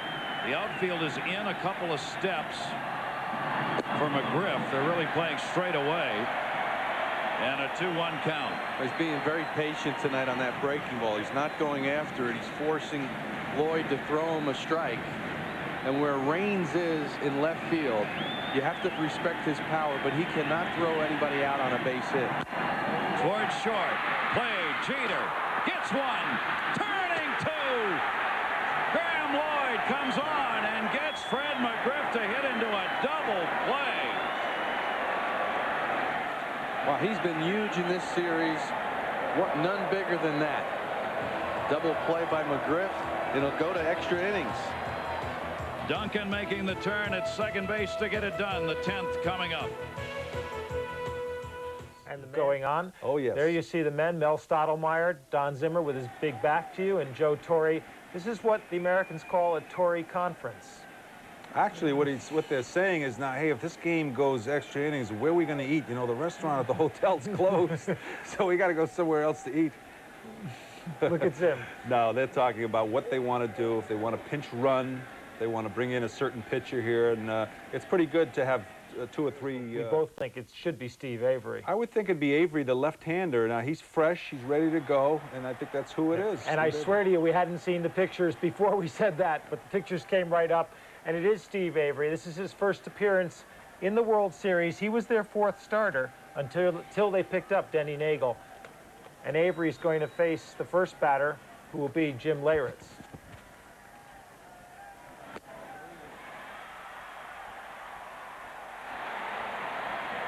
The big home run in the 8th inning tied this in the 9th, rather, tied this game up. Huge double play. Fastball to McGriff. Double play. Fouled off here by Leyritz. Look at Zimmer and Torre. Oh, he's gonna break it. I tell you, he's got to calm down. Look at him slapping everybody on the back. Huge outs. Huge. So we go to the 10th here, and Steve Avery, who made only 1 relief appearance during the regular season. There's Graham Lloyd, who got that ground ball double play. That one down to third by Leyritz. Pendleton. 1 down in the 10th.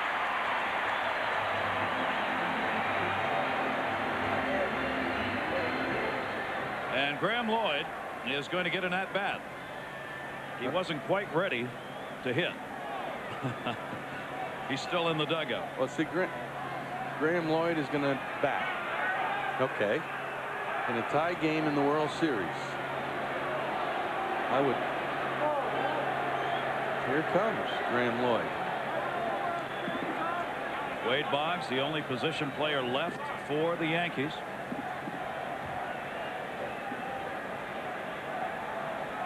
And he will get an at-bat, his first. This is a strange move. I know you're down to 1 man, but in a tie ball game, I can't see you allowing your pitcher to stay in the game, especially when he's only a specialty guy that likes to face 1 left-hand batter. That's what happens in National League style games. You run out of players. And that's what's happened tonight to Joe Torre. But on the other hand, he had to make moves because he was down 6-0. You have to do whatever you can to try to get back in the ball game. Absolutely, and did. Now, though, you've got to live with it and figure out how to play the few you've got left here. He obviously does not want to bring Wetland on in the bottom of the inning. If the leadoff batter had gotten on, he was clearly going to pinch hit. Lloyd gets the ground ball to short. Played there by Chipper Jones. 2 down.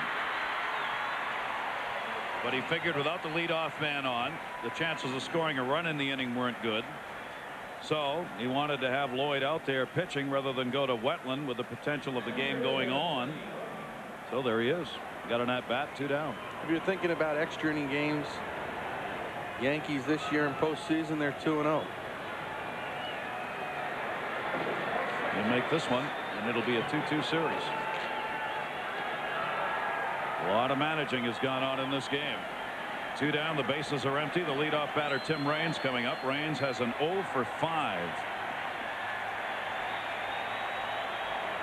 And the Braves in extra innings this year, 6-8 during the regular season, 1-0 during the postseason. Steve Avery down low for a ball.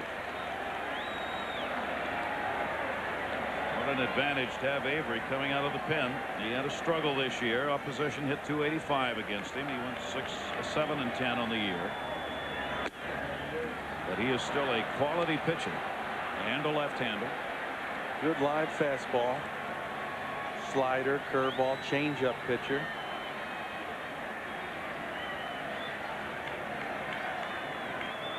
Raines has faced him before, 0 for 2 against him. Missed outside with it, and the count is 3 balls and no strikes. Now, if he could get on, Jeter would get a chance.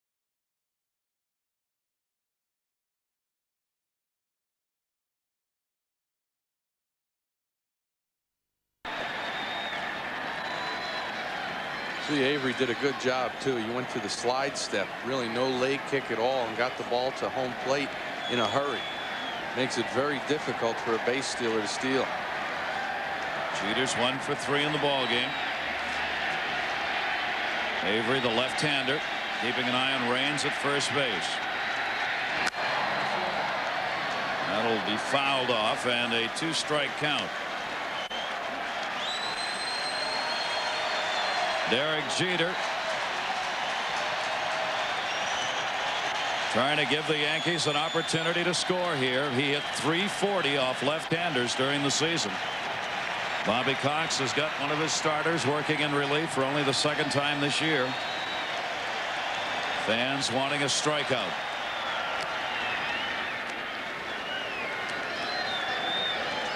You see that last view from first base camera. I asked a lot of left-handed pitchers, can you change your mind in the middle of your windup, whether to throw to first base or throw home? None of them can do that. See the step-off throw? In other words, what I'm saying, if you pick up your leg as a left-handed pitcher and you see the runner going, if you've already made up your mind which way you're going, you can't change. See here, that's the step-off move. He clears the rubber with his foot and tries the sidearm throw. 2-strike count. 1-2 on Jeter.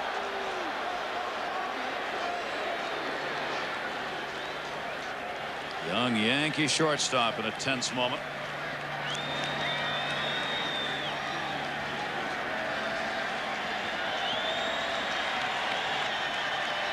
McGriff holding Raines at first base. 1-2 pitch. Further outside. Fake throw by Eddie Perez down to first. 2-2.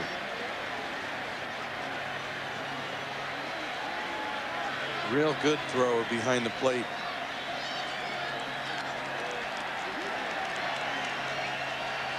This has been a tension-filled game. 4 hours old. 4 hours old. Fouled off. 2-2. Most of the 51,800 plus are still on hand here at this one.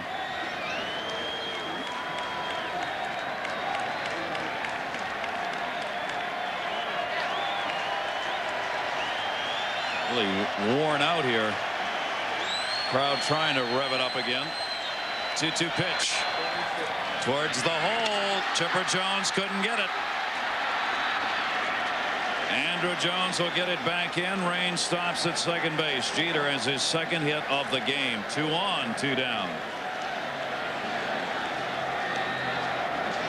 And this is a situation. I know you never like to do this, but with Andy Fox on deck, a left-handed batter, you would almost have to consider either making a pitching change because you don't want Bernie Williams and you see Cox coming out, but you would almost consider walking Williams to pitch to Andy Fox. Almost unheard of with runners at first and second, but that's how good a hitter Williams is from the right side of the plate.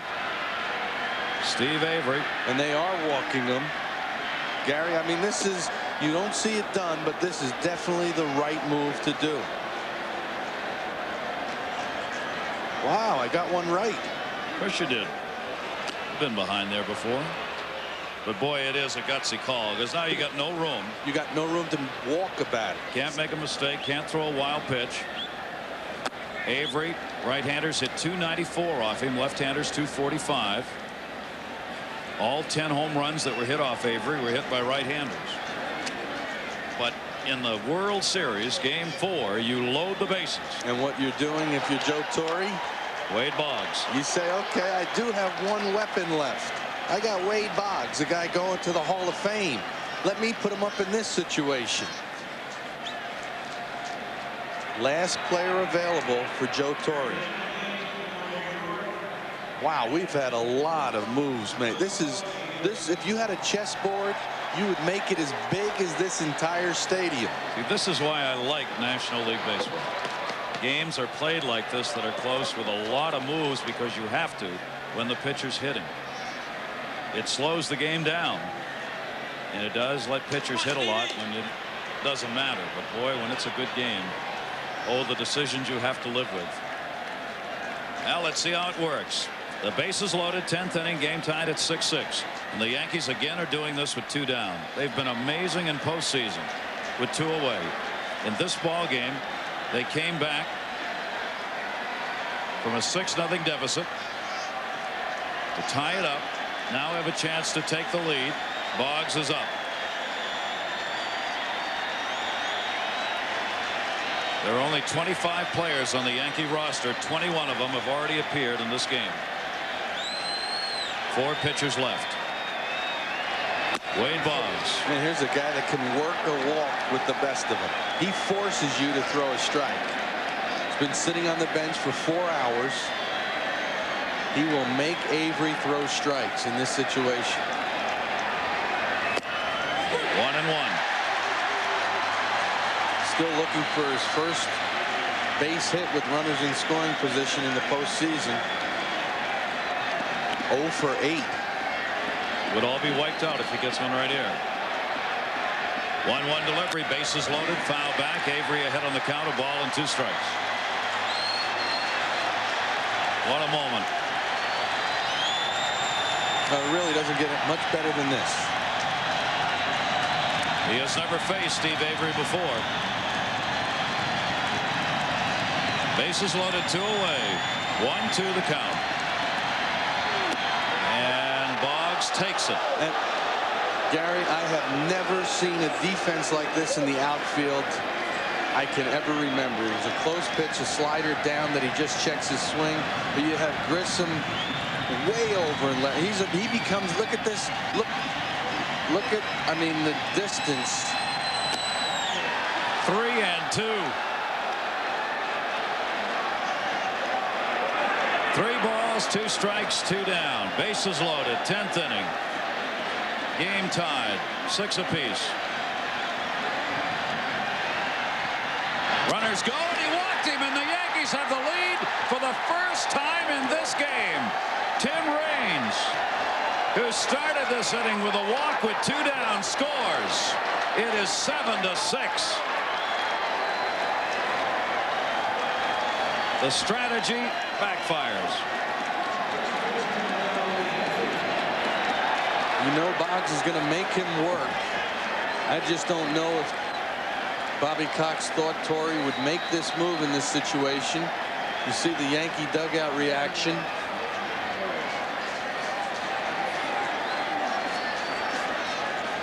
Wow, what a comeback. Avery knew when he released that pitch it was a ball. Up in the strike zone. That's the one thing that Boggs forces you to do, is throw strikes. Look at Leyritz. Look at these guys.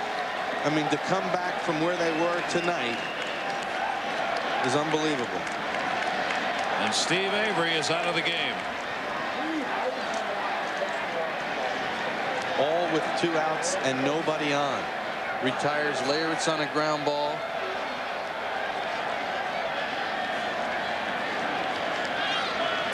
Game is not over. Braves are going to get another at bat. The Yankees want to add to it here. They've still got the bases loaded with 2. They have put on, have scored. The Yankees have taken advantage of it. Bases remain loaded. Still here in the 10th inning.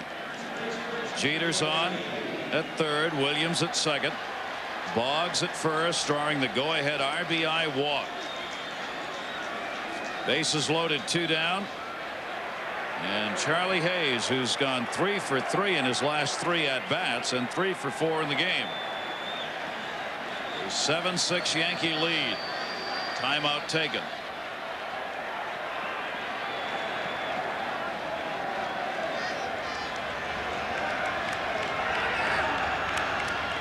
Down in the bullpen.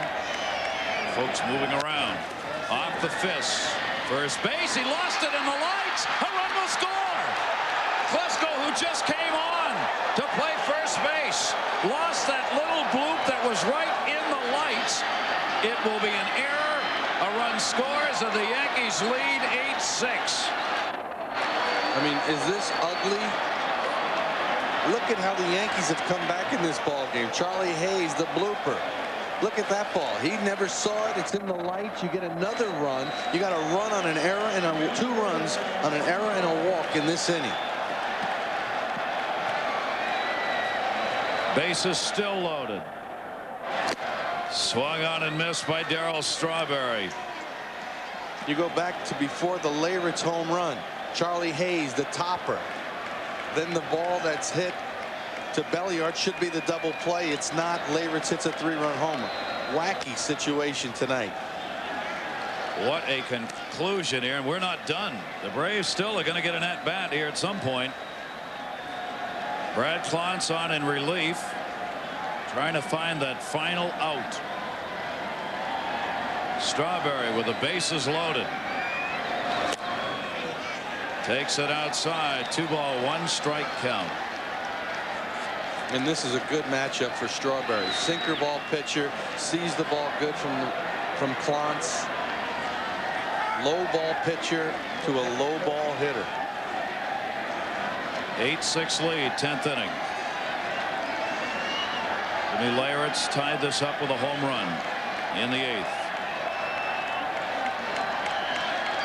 2-1 delivery. Strawberry swings through it. 2 balls and 2 strikes. Well, that's the ball he wants back because that's his zone right there, down and at the middle of the plate. He just swung through it.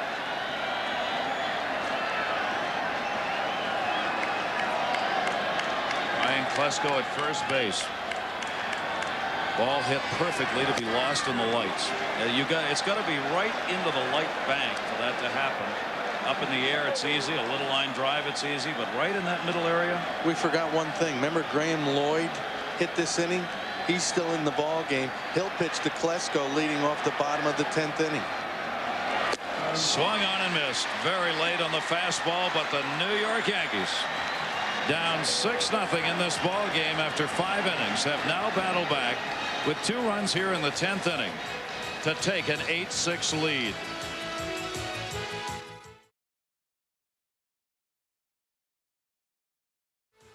And we're seeing now pictures of Graham Lloyd, who last night came in and did the job against Ryan Klesko. And Klesko's going to lead off the 10th inning for Atlanta. And then the Yankees still have Lloyd on the mound. And then John Wetland will come in to replace him. Klesko takes the first pitch from Lloyd for a strike.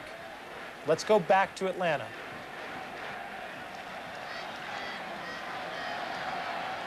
It just worked. Unless, of course, Klesko comes through. Oh, what a comeback. There's John Wetland. He's ready. Ryan Klesko. 2-1 count. Fastball's there from Lloyd.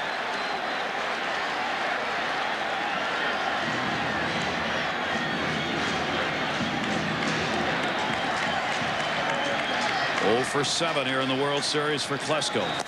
And make it 0 for 8. Lloyd got it done. Struck him out. Plesko thought it was a foul ball, wasn't handled. It's a K. And Torrey's out of the dugout. Wetland will be brought in. Will that be the 22nd player used tonight? Is that correct? That's right. No Lloyd's players. becoming a hero in the World Series. Unbelievable. Guy that Bob Watson, the general manager of the Yankees, took an awful lot of heat when the trade was made. And now he's turning out to look very smart. Lloyd has done exactly what they thought he was capable of doing. Get left-handers out. He came over. He had a bad elbow. He's probably going to need surgery after the season. 11 minutes and counting. Previous record 4 hours 9 minutes, 1995, and it was the Braves involved. Joe Torre.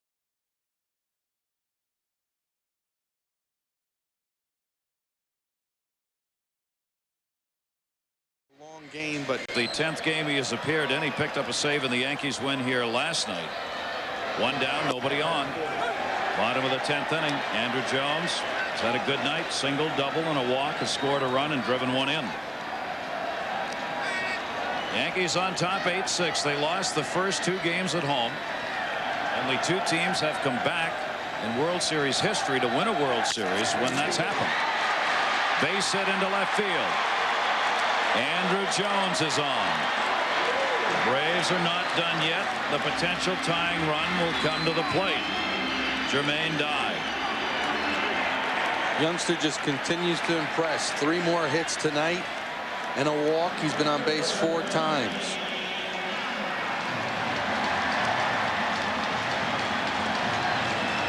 Just won't end. One of those games that just won't end.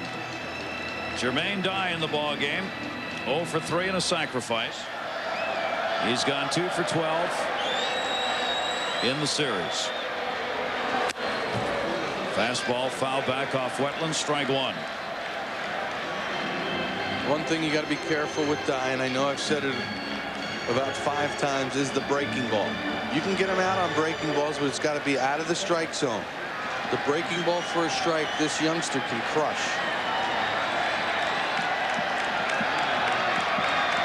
One down, bottom of the 10th. Slider misses outside. 1 ball, 1 strike. See, that's the slider out of the strike zone. That's okay there. If you make a mistake, leave it in the middle of the plate, he can hurt you. Outfield deep on him. And Dye goes the other way to right field in the corner.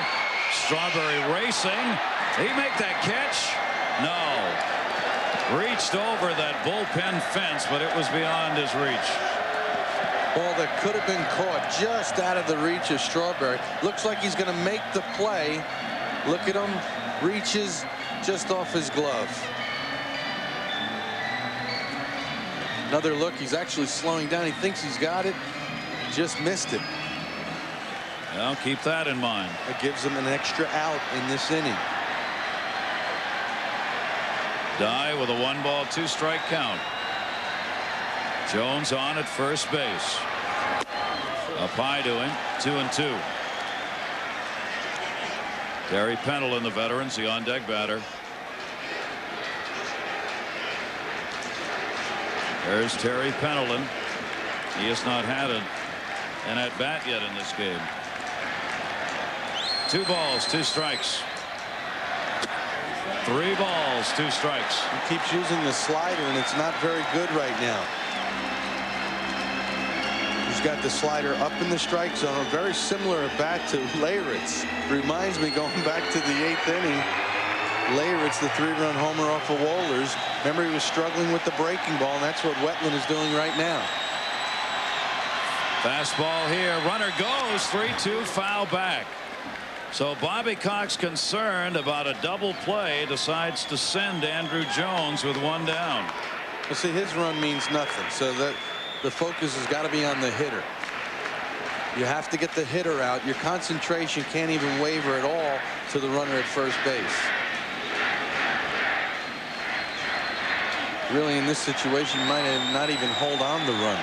Play a little step behind. His run means nothing. Especially with Charlie Hayes, a non-first baseman, playing first. Runner goes again, swung on, hit in the air. It's in the yard.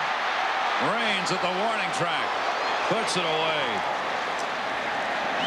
That ball stayed up in the air a long time. And from where we are off the bat, it looked like a home run. 2 down. He just missed tying this game. Fastball up and in. He thinks it may have a chance. You see what he's doing? See his eyes? He's looking at the left fielder. And that is great shot because you saw his eyes. See, sometimes a hitter doesn't really know if he's got it, so he'll watch the reaction of the left fielder. That was a great camera shot that we just saw. That's a little broadcast secret right there from Red Barber. Never watch the ball, always watch the fielder. Terry Pendleton goes the other way. Have the Yankees done it? Raines falls down and makes the catch. The New York Yankees have tied this series after trailing in this game 6-0. They have made the greatest comeback in Yankee World Series history from a 6-run deficit to an 8-6 10-inning win. And they ended it with Raines falling down. Unbelievable ball game, unbelievable comeback. That's the 6th comeback now in postseason for the Yankees. They are not out of it. Leyritz, the little wink to the camera. It was his big 3-run homer, but a lot of guys contributed to this. None more than the bullpen. There's Leyritz's 3-run shot. The bullpen of the Yankees really kept it in the ball game, gave them a chance to come back, and they found a way to win. Leyritz, the big shot, the 3-run homer. Time to celebrate for the Yankees.